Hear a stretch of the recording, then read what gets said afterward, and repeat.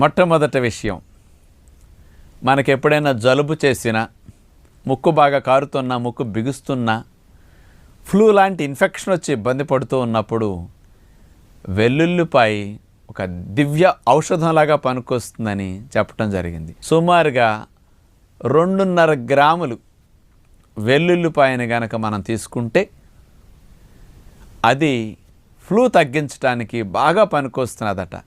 మరి ఈ వెల్లుల్లిపాయలు ఉండే మెడిసినల్ ప్రాపర్టీలు ఏం చేస్తుందో తెలుసండి?